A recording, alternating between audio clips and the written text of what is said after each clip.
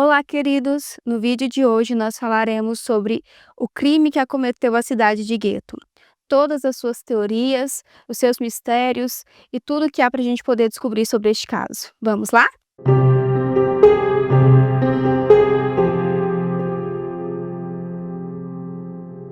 Daniel Murphy imigrou da Irlanda para a Austrália entre os anos de 1862 e 1865.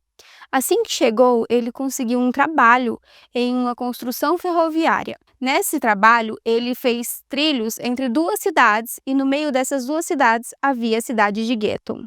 Mary Rowland também era imigrante da Irlanda para a Austrália, porém ela não foi junto com Daniel. Até mesmo nessa época eles ainda não se conheciam. E acredita-se que ela também imigrou para a Austrália entre os anos de 1862 e 1865, pois nesse período a imigração da Irlanda para a Austrália cresceu muito, porque devido à Segunda Guerra Mundial, a imigração dos Estados Unidos diminuiu por conta dos bloqueios navais. Então, Daniel conhece Mary, que era empregada doméstica na época, e eles se casam por volta de 1866. Eles alugam uma fazenda fora de Gatton, próximo a um riacho bem conhecido naquela área. Lá, eles tiveram 10 filhos e, com a ajuda de seus 10 filhos, eles se estabeleceram naquela região e viviam relativamente bem. No ano de 1898, as terras dos Murphys abrangiam mais de 300 acres de pastos verdes e arborizados e terras para o cultivo de gado leiteiro, pois lá na fazenda eles trabalhavam exclusivamente com a produção de leite. De seus 10 filhos, 8 ainda moravam com eles. Esses filhos eram William, 31 anos, Nora, 27 anos, Patrick, 24, Jeremiah, de 20, Ellen, de 18, John, de 15 anos e Catherine, de 13. A filha mais velha, Polly, de 32 anos, era a única dos filhos que era casada, mas ela acabou sofrendo um acidente que a deixou parcialmente paralisada e precisou voltar para a casa de seus pais, juntamente com seu marido, McNeil, e também as suas duas filhas pequenas. Já os filhos, Michael, de 29 anos, e Daniel, de 21 anos, haviam se mudado. Michael trabalhava em uma fazenda a alguns quilômetros de distância de sua casa, e Daniel trabalhava como policial na cidade de Brisbane. Mary Murphy, a matriarca da casa, aparentemente governava sua casa de uma forma bem firme, e a sua palavra lá dentro era lei.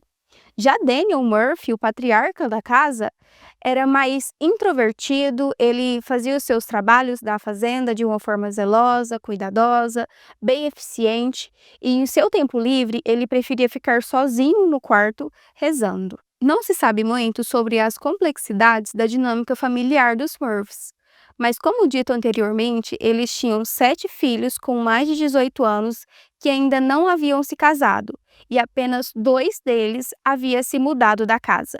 E devemos nos lembrar que naquela época onde ser casado e ter filhos era o mesmo que ser independente. Sabe-se que eles eram considerados respeitáveis pelos outros moradores do município, o que era uma coisa muito rara, levando em conta de que eles eram imigrantes católicos irlandeses e que eles eram pobres e também mal alfabetizados. Toda a família era extremamente religiosa e eles frequentavam a Igreja Católica de Santa Maria em Gatton. Falando um pouco de Gatton, ele era antes um pequeno assentamento que era usado para carruagens, quando elas faziam viagens muito longas, pararem lá para poder reabastecer a água e também dar água a seus cavalos. Em meados de 1850, a vila deu o seu primeiro passo para virar uma área residencial. Eles receberam na vila o seu gazetal, o que significa que uma publicação oficial foi estabelecida com o propósito de fornecer ao governo colonial britânico várias informações, como avisos de aquisições de terras e ordens governamentais, e também estatutos de empresa sob a Carta Real. E na década de 1860, terras já estavam sendo vendidas para famílias privadas.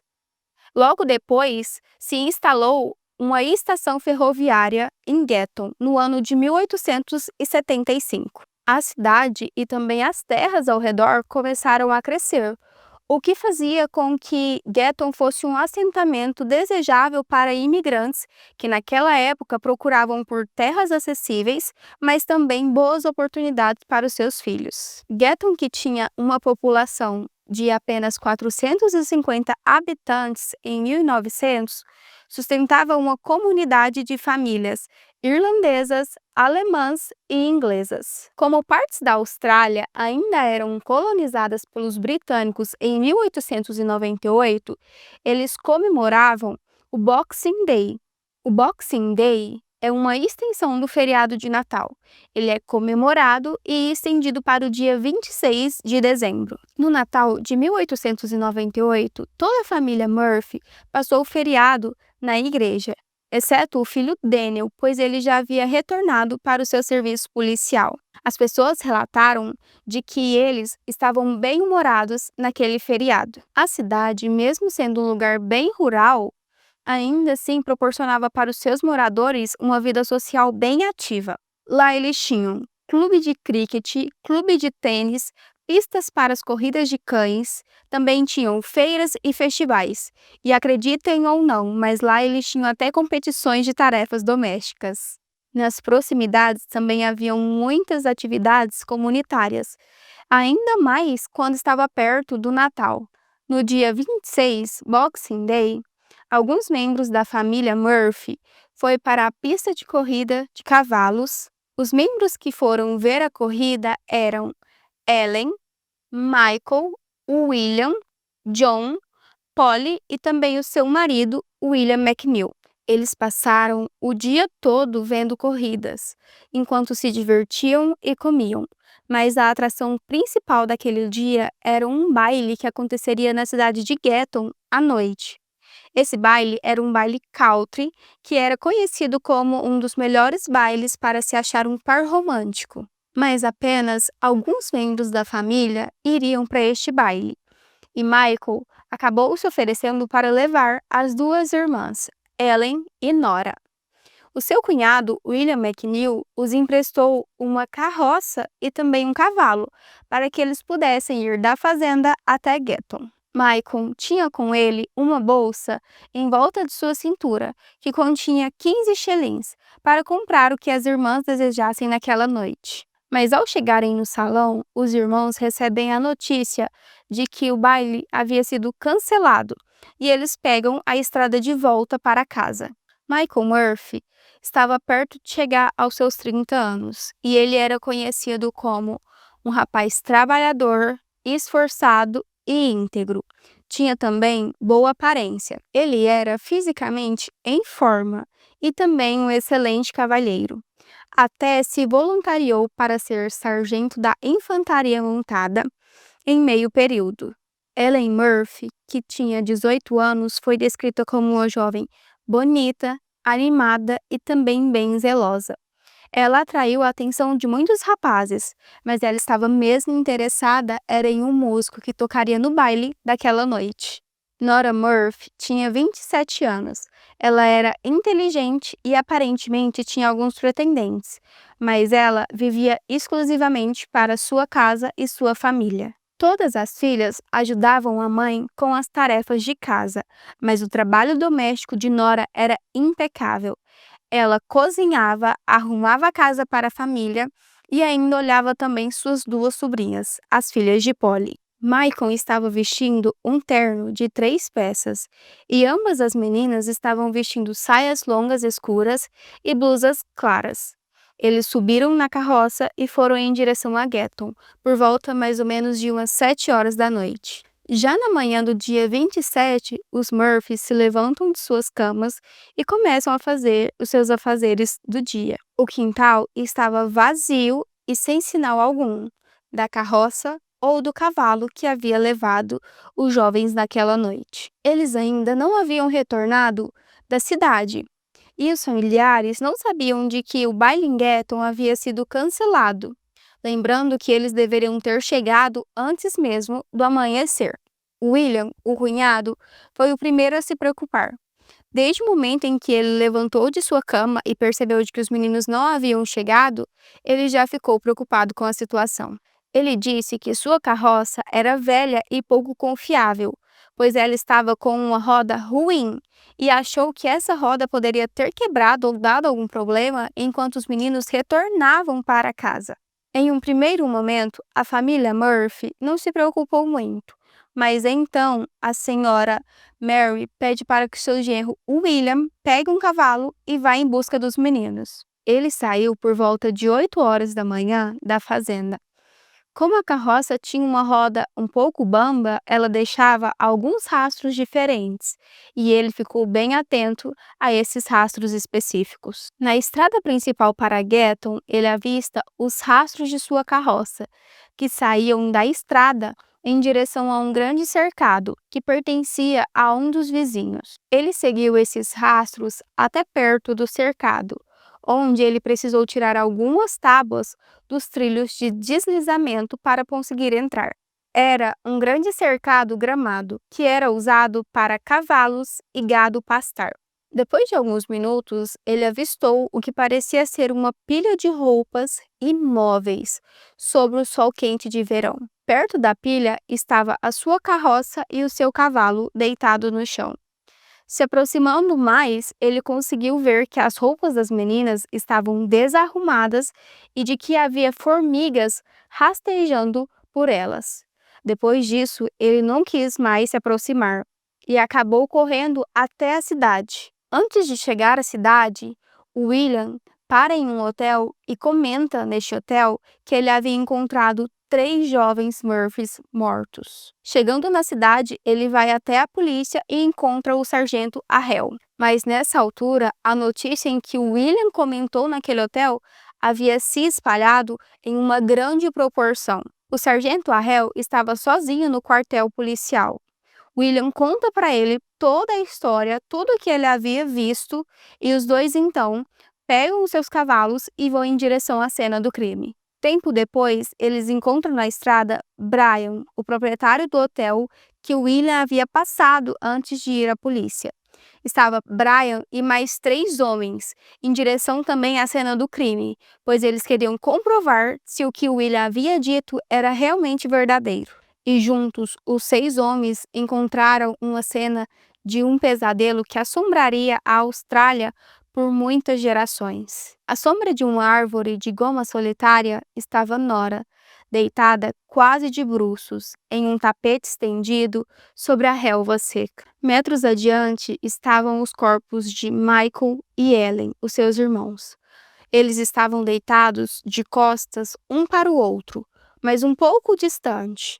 Essa posição dos corpos fazia estranhamente a forma de um triângulo. A carroça e o cavalo que haviam levado os jovens naquela noite estava logo próximo. Eles conseguiram ver de que o cavalo havia levado um tiro na cabeça. Todos os corpos estavam com os pés apontados para oeste. As meninas estavam com as mãos amarradas com os seus próprios lenços. Michael não estava com as mãos amarradas, mas em seus pulsos haviam escoriações que sugeriam que ele foi amarrado anteriormente.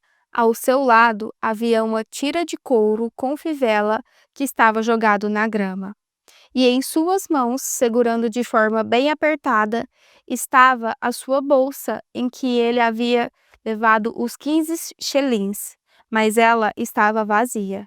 Os homens que chegaram logo após com William McNeil observaram a cena e eles sabiam que algo terrível tinha acontecido ali. E também era evidente de que as moças tinham sido violentadas. A saia de Nora estava enrolada em sua cintura e a sua blusa foi rasgada. O seu rosto estava coberto por arranhões e muitos cortes também. Mas o mais profundo desses cortes era no seu olho direito, o que parecia que ela tinha sido esfaqueada. Ellen, embora com um corpo muito arranhado, parecia ter sofrido menos do que Nora. No entanto, o seu corpo revelava a mesma violência cruel. Um galho de árvore grosso e ensanguentado foi encontrado ali ao redor, o que indicava de que todas as vítimas tinham sido brutalmente espancadas na cabeça. Os seus crânios foram esmagados e Michael ainda tinha o que parecia uma perfuração de bala na testa, mas em suas irmãs não havia sinal algum. O sargento Arrel, oficial responsável por aquela área, correu ao escritório de telégrafo para poder encaminhar uma mensagem urgente à polícia de Brisbane, que era a cidade mais próxima com recursos investigativos. Ele deixou 4 homens para que pudessem vigiar a área e a cena do crime. Mas isso não durou por muito tempo, pois muitas pessoas já sabiam sobre o caso e havia muitos curiosos. William então retorna para a fazenda dos Murphys e os conta sobre o acontecido. Foi relatado de que o Sr. Daniel Murphy quase desmaiou quando escutou sobre a notícia, e Mary Murphy gritou pelos seus filhos. A senhora Mary Murphy pede para que o genro William a leve às pressas para a cena do crime. Então eles amarram 2 cavalos na charrete da família e vão em direção ao local. Ela leva com ela lençóis para cobrir os filhos, e quando chega ao local, já estava cheio de pessoas e moradores daquela região. Haviam mulheres, crianças, homens, curiosos de todos os tipos. Parecia até que era uma nova atração para aquela região. A cerca até foi arrebentada e as muitas carroças, charretes, pessoas a cavalos e até mesmo a pé acabou destruindo todos os rastros que havia da carroça dos meninos. O sargento então conseguiu enviar a mensagem por volta do meio-dia.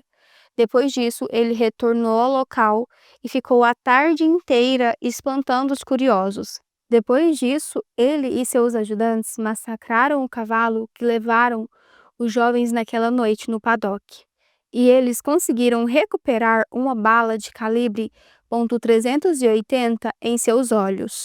O calor australiano cozinhava aos poucos os corpos, mas o sargento ainda permanecia esperando resposta da polícia de Brisbane.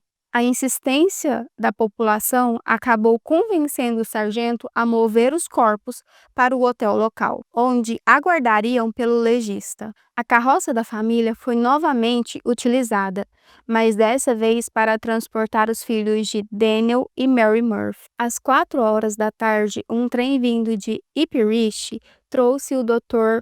Von Losberg, médico legista convocado às pressas, que às 7h30 da noite já estava retornando para sua casa, depois de realizar um trabalho apressado e também relatórios curtos sobre o que ele havia visto. Os relatórios do Dr. Von foram considerados, tempos depois, negligentes.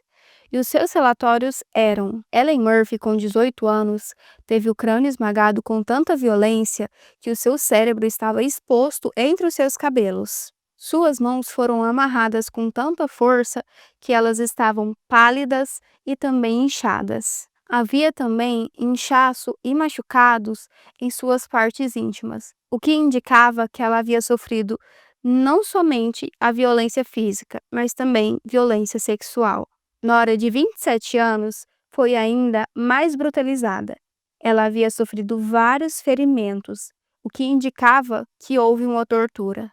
O lenço que amarrava suas mãos foi apertado com tanta força que os seus dedos ficaram azulados, e em volta do seu pescoço havia sinais de estrangulamento por uma tira de couro. E isso pode ter feito com que ela recuperasse e perdesse a consciência muitas vezes por causa da falta de oxigenação. Escoriações nas costas, quadris e também nas partes íntimas indicavam de que Nora não havia tido somente um agressor. Como se tudo isso não bastasse, ela também teve o seu crânio esmagado com algum objeto muito pesado, que poderia ser o galho que foi encontrado próximo ao local.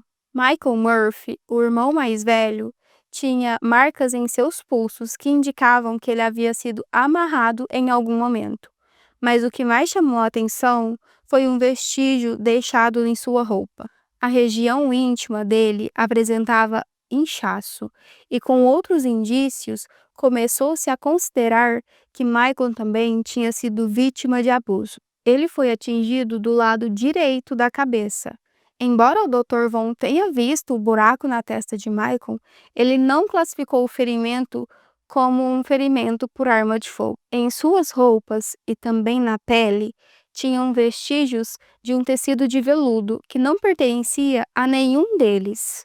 Também foi determinado de que ambas as meninas foram violentadas com um cabo de chicote de montaria, que foi feito de bronze. Chicote esse que estava desaparecido.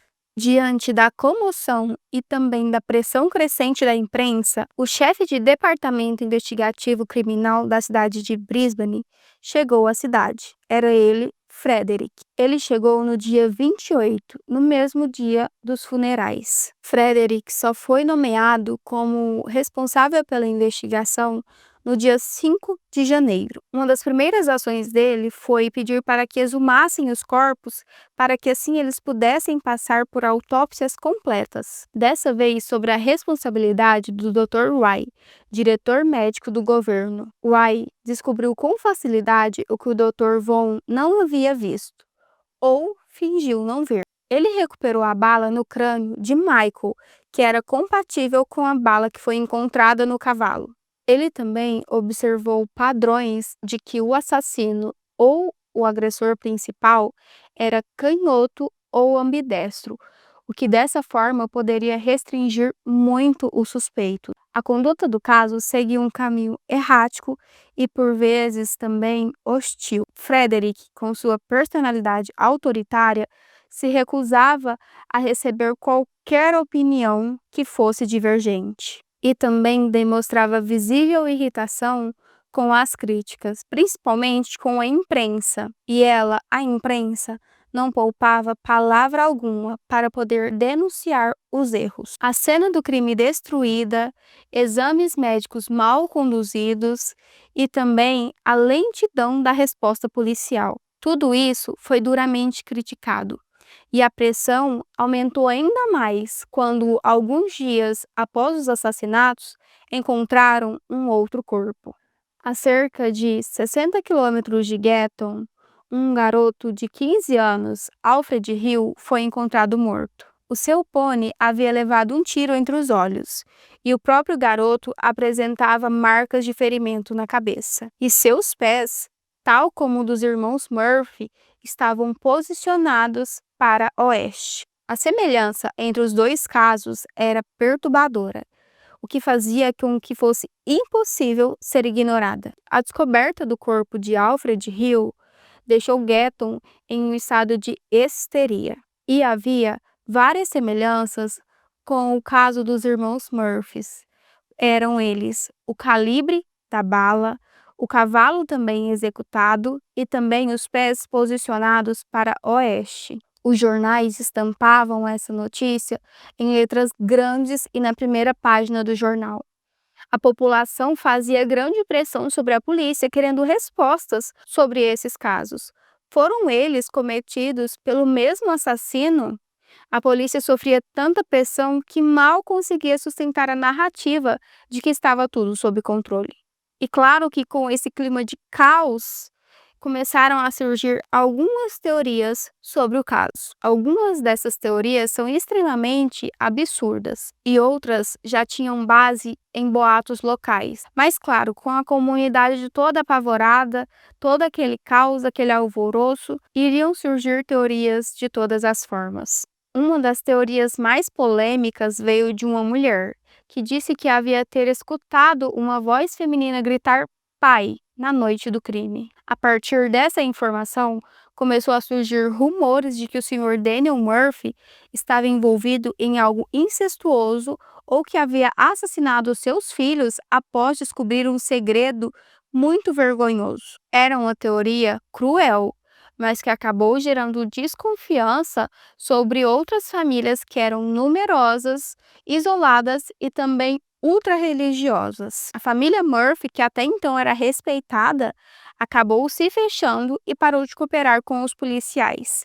Eles também pararam até de emprestar os seus cavalos. Apenas o filho Daniel, por ser policial, manteve envolvimento com a investigação. A frieza e o afastamento dos Murphys alimentaram ainda mais os boatos. Outra teoria apontava para William McNeil. Ele encontrou os corpos, ele emprestou a carroça, estava presente nos exames pós-mortem e ainda insistia em pagar os funerais das 3 vítimas. Era conhecido de que ele não tinha um bom relacionamento com os seus sogros, em especial com Mary Murphy, pois ela se recusava a aceitar que a filha Polly se casasse com um protestante. Havia também um detalhe um pouco sombrio sobre McNeil. Lembrando que Polly havia sofrido um acidente que a deixou parcialmente paralisada. E algumas pessoas acreditam e sussurram também de que McNeil poderia estar envolvido nesse acidente. Na noite do crime, ele disse ter ficado em casa a noite toda, mas a sua presença só foi confirmada por Mary, Polly e Daniel. Um vizinho disse que Polly havia confessado para ele em segredo que o seu esposo, William McNeil, havia ficado fora boa parte naquela noite. Para muitos, era óbvio.